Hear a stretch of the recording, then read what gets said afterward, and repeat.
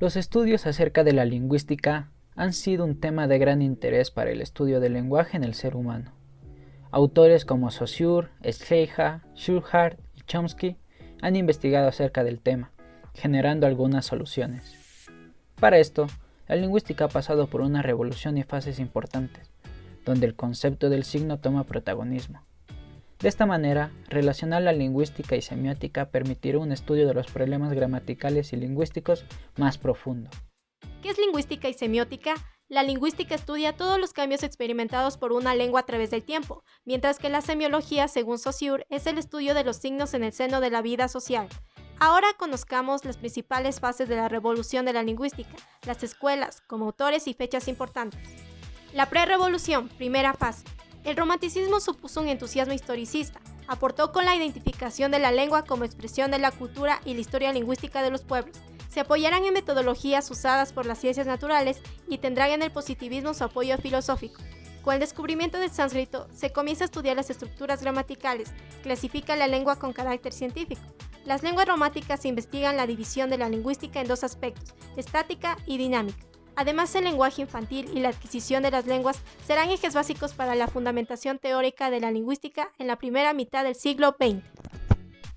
August Schleicher, 1821-1868, influenciado por Hegel, inicia los estudios de la relación genética entre lenguas. Al considerar el lenguaje como objeto de la naturaleza, los lingüistas se enfrentan a dos postulados. Primero, la lengua es un organismo que puede sufrir evoluciones y cambios. Y segundo, la lengua, al ser un objeto natural, será examinado con consideraciones teóricas y prácticas como si fuera una planta o un animal, y se considera como un sistema o un organismo. Segunda fase. Se concentran en la descripción de las lenguas en su estado actual. La lengua literaria pasa a ser considerada una variedad y el lenguaje hablado se convierte en el objeto de las nuevas investigaciones. Aparece el libro Curso de Lingüística General de Ferdinand de Saussure, libro redactado por sus estudiantes después de la muerte de su maestro. Se deja claro la diferencia entre lengua y habla. Saussure fija la materia de la lingüística, que está constituida por todas las manifestaciones del lenguaje humano, ya se trate de pueblos salvajes o pueblos civilizados. El lingüista tendrá que reconocer tres objetivos fundamentales. A. Estudiar todas las lenguas posibles desde el punto de vista descriptivo histórico. B. Investigar las fuerzas que intervienen de manera universal en todas las lenguas. Y C. El lingüista debe procurar deslindarse de las demás ciencias para llegar a una definición. Al mismo tiempo, Saussure populariza el concepto de signo, convirtiéndolo en un elemento trascendente para la lengua. Pero, ¿a qué nos referimos cuando hablamos de signo? Saussure concibe el signo lingüístico como el elemento o entidad psíquica que constituye el sistema de la lengua. En este sentido, destaca que el signo está compuesto por dos elementos interdependientes. El significante, es decir, el concepto o idea presente en el cerebro de un individuo, y el significado o imagen acústica, que al unirse se corresponden recíprocamente. Inicios del triunfo de la revolución, el estructuralismo. Menciona que toda lengua es un conjunto de elementos mutuamente solidarios o dotados de una estructura de carácter abstracto. Estructuralismo norteamericano, la Escuela de Copenhague. Analiza el sistema de la lengua, estudia las relaciones que las unen. Su metodología empleada es inductiva. Nace el Círculo Lingüístico de Praga, el funcionalismo. Se funda en octubre de 1926, importante para las investigaciones teóricas. Abordan cuestiones relacionadas con la lengua poética o el estudio sociolingüístico de la situación de las lenguas en las ciudades.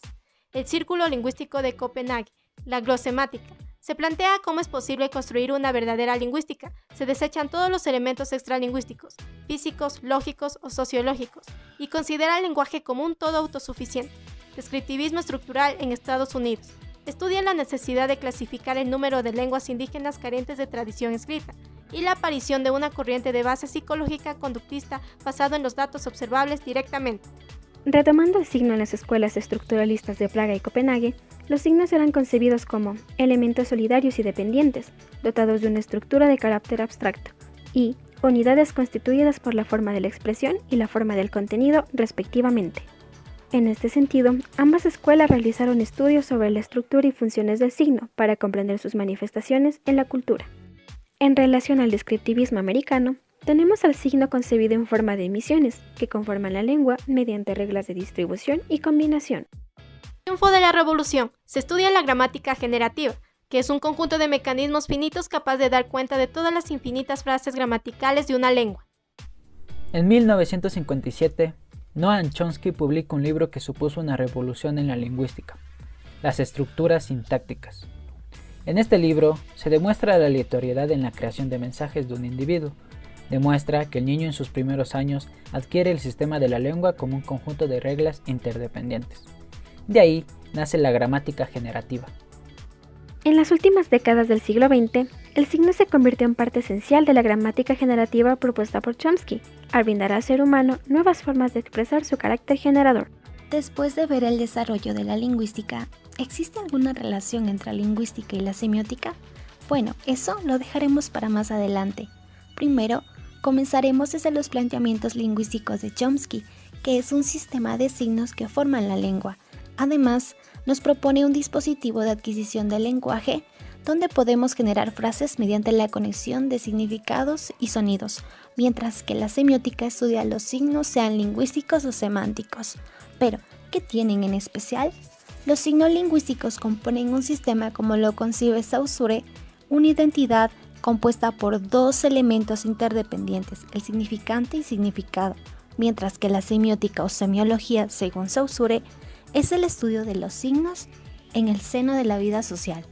Entonces, ¿existirá alguna relación? Claro que existe una relación estrecha entre lingüística y semiótica. Primero, como menciona Chomsky, es una propiedad innata del ser humano, y la semiología, según Saussure, que nos permite entender las significaciones de estos lenguajes.